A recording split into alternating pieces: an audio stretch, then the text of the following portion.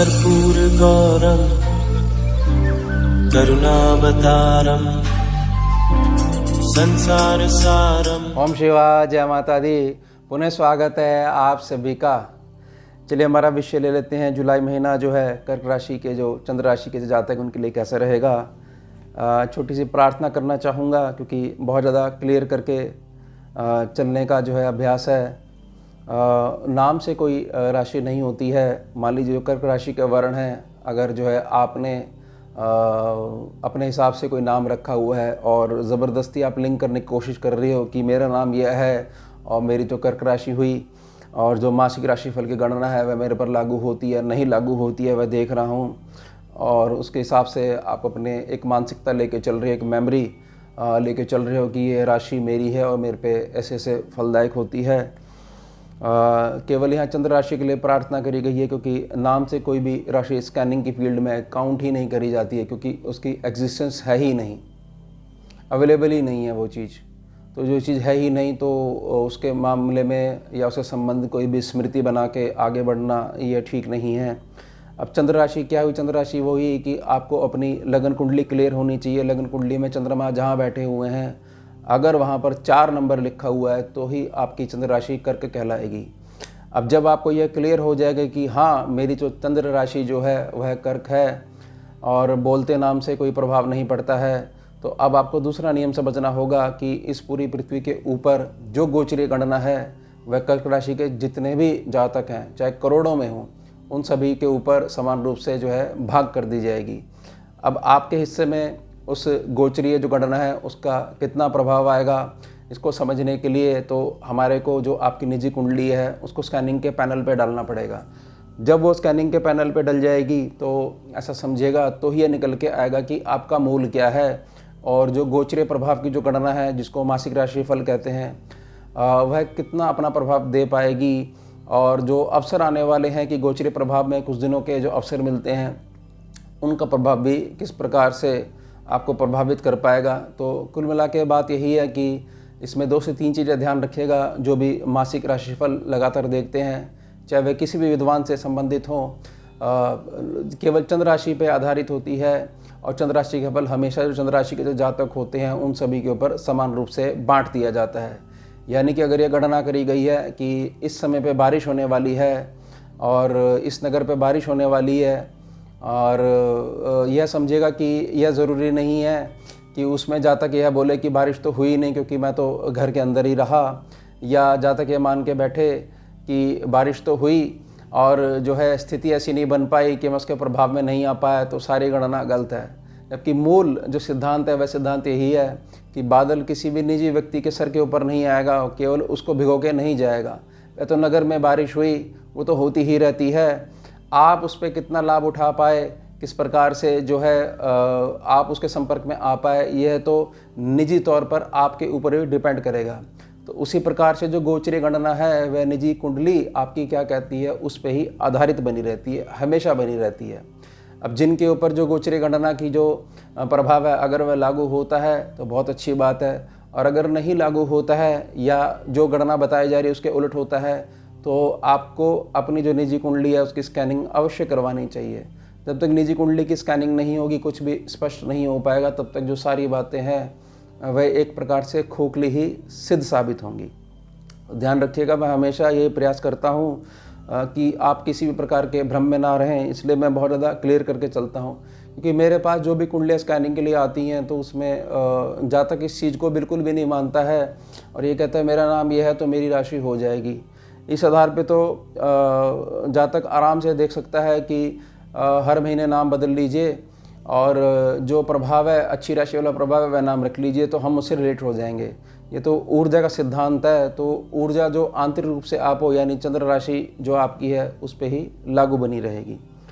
ध्यान रखिएगा, क्योंकि ये बहुत बड़ा एक गैप है नॉलेज का, जो आपको गलत दिशा में जो है मार्गदर्शन करता जा रहा है और लगातार उसी पे चले जा रहे हो और कंप्लेंट करे जा रहे हो कि ये सारी बातें गलत होती हैं, कोई प्रभाव नहीं होता है। तो ध्यान रखिएगा, मैं बहुत ज़्यादा आपको क्लियर करके चल रहा हूँ। अब इस बात को समझिएगा कि कर्क राशि जो चंद्र राशि के जो जातक हैं जो लगभग आधा महीना है, आधा महीना थोड़ा सा संघर्ष बना रहेगा और उसके पश्चात आपको हर प्रकार का लाभ अपने जीवन में देखने को मिलेगा। अब वह कैसे इसको समझते हैं, तो शुरुआत करेंगे आपके जो 10th हाउस में, जहाँ मेष राशि है, यानी 1 नंबर जहाँ लिखा हुआ है वहाँ जो मंगल बैठे हुए हैं। अब मंगल यहाँ पर जो है 12 जुलाई तक बैठे रहेंगे, लेकिन जैसे ही 12 जुलाई की डेट चली जाएगी उसके पश्चात यह एकादश भाव में गुरु के साथ, बृहस्पति देव के साथ जाकर बैठ जाएंगे, जहाँ पर 2 नंबर लिखा हुआ वृष राशि है, वह एकादश भाव है। जैसे ही उनको गुरु का साथ प्राप्त होगा और गुरु का मंगल का साथ प्राप्त होगा, तो ऐसा समझिएगा कि एक अनुभवी पिता जो अभी इस समय शारीरिक रूप से उतना समर्थ नहीं है, और एक युवक जो शारीरिक रूप से बहुत ज़्यादा समर्थ है लेकिन जीवन में अनुभव की कमी है, समझेगा जब ये पिता पुत्र की टीम मिल जाएगी तो जिसके पास अनुभव नहीं है उसको अनुभव प्राप्त हो जाएगा, और जिसके पास शारीरिक शक्ति की थोड़ी सी कमी है, सामर्थ्य की थोड़ी सी कमी है, उसको शक्ति प्राप्त हो जाएगी। अब ये जोड़ी जो है हर प्रकार का लाभ जो है आपको दिलवाएगी, ध्यान रखिएगा। तो अब होगा क्या 12 जुलाई के बाद? 12 जुलाई के बाद से जीवन में जो सर्व लाभ की प्राप्ति है, हर प्रकार का जो लाभ है, जिसमें कि आय भी बहुत ज़्यादा महत्व रखती है, इनकम जो मंथली इनकम है, वह जो जिस मार्ग से आ रही थी उस मार्ग की प्राप्ति में बहुत ज़्यादा जो इमेच्योर डिसीजन जो आप लेते थे उसमें बहुत ज़्यादा कमी आ जाएगी, और बहुत ज़्यादा मैच्योरिटी आपकी निजी प्रकृति में आ जाएगी। जब निजी प्रकृति में आपकी मैच्योरिटी आ जाएगी तो यह समझिएगा एक प्रकार से राजा जैसा जीवन आप व्यतीत करोगे। बहुत सारी चीज़ों पे जो बहुत जल्दी से आप रिएक्ट कर जाते थे, कर्म क्षेत्र पे या ऑफिस में इनर पॉलिटिक्स की वजह से बहुत ज़्यादा आप गुस्सा करते थे, बिल्कुल ऐसा हो जाते थे कि भाई मेरे को जो ऐसा लगता है मैं डिप्रेशन में चला जाऊंगा, कोई मेरी बात समझना नहीं चाहता है, और बहुत एक्सट्रीमली जो रिएक्शन आपका आता था तो वो धीरे धीरे शांत होना शुरू हो जाएगा। तो जैसे पहले प्रार्थना करी गई है कि लगभग आधा महीना थोड़ा सा स्ट्रगल देखोगे, लेकिन पहली तारीख से अगर आप थोड़ा सा प्रयत्न करोगे कि नहीं, मुझे थोड़ा सा जो मेरा रिएक्शन, एक्सट्रीम जो रिएक्शन निकल के आता है उस पर थोड़ा सा कंट्रोल करना चाहिए, थोड़ा एकांत में वास करते हुए देखना चाहिए कि पूरे दिन में मैंने क्या क्या गलतियां करी हैं, क्या क्या मुझे सुधार करने चाहिए। अब मैं जो नए दिन की शुरुआत है मैं इस मापदंड के साथ जो है प्रारंभ करूंगा। तो बहुत तेज़ी से एक प्रकार से समझिएगा कि आपकी जो निजी नेचर है उसको चेंज होने के कारण बहुत सारे सर्व लाभ के लिए जैसे प्रार्थना करी गई वो देखने को मिलेंगे। इसके पश्चात ये समझिएगा कि जो 12वां भाव है वहाँ पर सूर्य और शुक्र बैठे हुए हैं, तो यह हो सकता है कि किसी प्रकार की नॉलेज आपके पास है, डिग्री आपके पास है, पीएचडी आपने कर रखी है, तो अभी तक जो है अनजाने में कहीं ना कहीं अहंकार प्रकट हो जाता है कि मैंने पीएचडी करी हुई है। आप ज़रा देख के बात करा करिए, आपको पता नहीं आप किससे बात कर रहे हो, डॉक्टर लगता है मेरे नाम के आगे, या कोई भी अन्य फील्ड की जानकारी है तो आप किसी की सुनना पसंद नहीं करते हो, जबकि ऐसा नहीं है। जातक जो है, साधक जो है जीवन भर सीखता ही रहता है, क्योंकि इस विषय का कोई भी अंत नहीं है, तो अनंत विषय है। तो यहाँ पर जब तक ये 2 ग्रह बैठे रहेंगे तब तक ये समझिएगा कि भाग्य काम नहीं करेगा किसी भी रूप से। अब भाग्य काम नहीं करेगा मतलब क्या है? भाग्य काम नहीं करेगा इसका सीधा अर्थ है कि पिछले जन्मों का जो पुण्य फल है वह आप तक नहीं आ पाएगा, और इस समय पे जो आपकी प्रकृति बनी हुई है अगर उसमें बहुत ज़्यादा अहंकार है तो वैसे भी आपको कुछ दिखाई ही नहीं देगा कि कर क्या रहे हो, बोल क्या रहे हो। तो प्रार्थना रहेगी जब तक ये 2 ग्रह बैठे हुए हैं तब तक आपको ये ध्यान रखना है कि इस बात की केवल और केवल वाच करिए कि जितना ज़्यादा आप शांत रह सकते हो और जितना ज़्यादा मीठी वाणी का प्रयोग कर सकते हो उतना ज़्यादा भाग्य स्थान से आपको बहुत तेज़ी से मदद आएगी, और तेज़ी से मदद धन के रूप में भी आएगी आपके पास। अब इसमें 7 जुलाई के से जो शुक्र हैं जो 12वें भाव में बैठे हुए हैं ये आगे मूव कर जाएंगे, लग्न भाव में मूव कर जाएंगे, और कर्क राशि में बुध के साथ आ जाएंगे 19 जुलाई तक।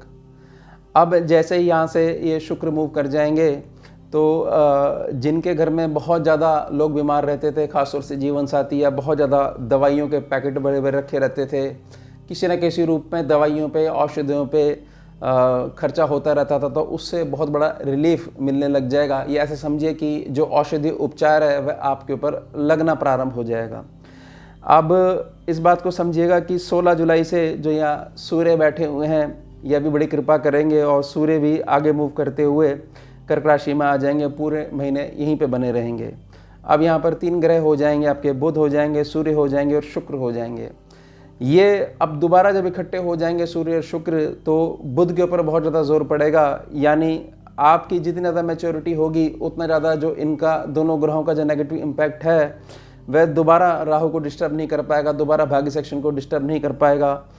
और स्कैनिंग के पैनल की रीडिंग मैं आपको समझा रहा हूँ कि बुध भी आगे मूव करेंगे, सिंह राशि में जाएंगे, लेकिन बुध ऐसी व्यवस्था करके जाएंगे फिर कभी दोबारा ये दोनों ग्रहों की आपसी लड़ाई ना हो, और दोबारा जो है जो राहु बैठे हुए 9th सेक्शन पे, वहाँ से जो भाग्य की मदद आनी चाहिए वह आती ही रहे आपके पास। अब इसके पश्चात जैसी 19 जुलाई आ जाएगी, 19 जुलाई से बुध भी जो है आगे मूव कर जाएंगे और धन भाव पे जाके बैठ जाएंगे, सिंह राशि में जाके बैठ जाएंगे। ये ध्यान रखिएगा कि बुध यहाँ पर अकेले हैं, तो बुध जब भी अकेले होते हैं तो अगर बहुत अच्छे हैं तो बहुत अच्छा करते हैं, और बहुत ज़्यादा ख़राब ऊर्जा दे रहे हैं तो बहुत ज़्यादा ख़राब करते हैं। यानी बुध जो है अकेले जब भी हो जाएंगे तो बहुत ज़्यादा ताकतवर हो जाते हैं, और बुध की प्रकृति है कि जहाँ बैठते हैं उसके गुणों को धारण भी करते हैं। ध्यान रखिएगा इस बात, क्योंकि बुद्धि और मन यानी बुध और चंद्रमा 2 ऐसे ग्रह हैं उन गुणों को धारण करते हैं। तो यहाँ पर सिंह राशि है। अब सिंह राशि बहुत ज़्यादा मजबूत होती है, केवल हृदय के आधार को छोड़ दें, क्योंकि क्षमा कर देते हैं इसलिए धोखा खाते हैं सिंह राशि वाले। तो यहाँ पर सिंह राशि का जो साइन है, तो यहाँ पर बुध जो इसकी जो कमी है उसको दूर करने का प्रयास करेंगे। तो ऐसा समझिएगा कि यह जो पूरा महीना रहेगा, यह पूरा महीना आपको केवल और केवल जो 12 तारीख की जो डेट है वहाँ तक थोड़ी सी डिस्टर्बेंस कर पाएगा। उसके पश्चात धीरे धीरे अवस्थाएं सामान्य रूप से लागू होना शुरू हो जाएंगी, और क्योंकि गुरु मंगल जो है एक साथ बैठे रहेंगे, तो गुरु मंगल यानी कि 11th सेक्शन और आपका ये 2nd सेक्शन ये धीरे धीरे आपको बनाना शुरू कर देगा। अब बात कर लेते हैं 3rd सेक्शन के केतुदेव की। केतुदेव यहाँ पर ऐसी व्यवस्था कर सकते हैं कि हो सकता है कि क्योंकि कर्क राशि है, कर्क राशि वालों की एक बहुत ज़्यादा कंप्लेंट रहती है, और ये सत्यता भी है कि मैंने सभी के लिए बहुत कुछ करा है, लेकिन जब मुझे मदद की ज़रूरत पड़ी तो सब ने मुंह फेर लिया। यह बिल्कुल सत्य बात है, ये होता ही है। और कर्क राशि वालों की एक बहुत मजबूत बात है, ये कोई भी चीज़ भूलते नहीं हैं। बस इसमें अगर बुध की कमी हो, शनि की कमी हो, तो जो अच्छाई है वह को याद नहीं रखते हैं, और जो नेगेटिव कोई घटना हुई है उसको बहुत ज़्यादा हृदय से चिपका लेते हैं। तो ये आगे जाके उनको बहुत ज़्यादा प्रभावित करती है, उनकी परफॉर्मेंस को बहुत ज़्यादा डाउन करती है। तो बस आपने इससे बचना है, और ये ध्यान रखना है कि जो आपके साथ जो करके गया है वह उसका कर्म उसके साथ है। मेरा जो रिएक्शन है वो तो नेगेटिव तो नहीं हुआ था ना, तो मैंने अपना निर्णय ठीक लिया है क्योंकि ईश्वर मुझे देख रहे हैं। तो ये चीज़ बहुत ज़्यादा शनि का मजबूत करती है, और शनि की मजबूती जितनी ज़्यादा होती जाएगी उतना ज़्यादा आपको बल प्राप्त होता जाएगा। अब आगे बढ़ेंगे 8th सेक्शन में। एक बहुत बड़ी सावधानी आपने ध्यान रखनी है, क्योंकि शनि के आगे वी लिखा हुआ है। जून के एंड में ये वक्री हो जाएंगे, और 15 नवंबर तक ये वक्री बने रहेंगे।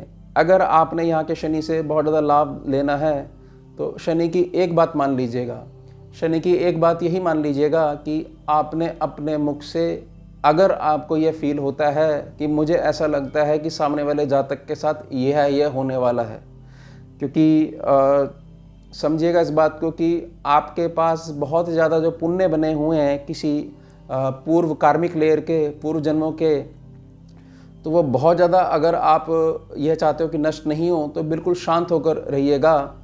और अगर ऐसी स्थिति आ जाए कि सामने वाले को गाइडेंस करनी ही पड़ेगी, तो केवल उसको इशारों में बताइएगा और कर्म करने के लिए प्रेरित करिएगा। अगर ये चीज़ आपके ऊपर लागू हो रही है, यानी कि आपकी जो निजी कुंडली है उसमें भी शनि जो है अष्टम भाव में बैठे हुए हैं, और अगर बहुत ज़्यादा ताकत है यानी 18 डिग्री से ऊपर बैठे हुए हैं, और यहाँ पर तुला राशि आ जाएगी, यानी अगर आपकी मीन लगन की कुंडली है तो यहाँ पर तुला राशि आ जाएगी आपकी निजी कुंडली में, तो समझिएगा तो बहुत ज़्यादा आपको चुप रहना है। और इसके लिए बुध पहले से तैयार हैं कि आपको सिखा दें कि आपको केवल अपने लक्ष्य पे केंद्रित बने रहना है।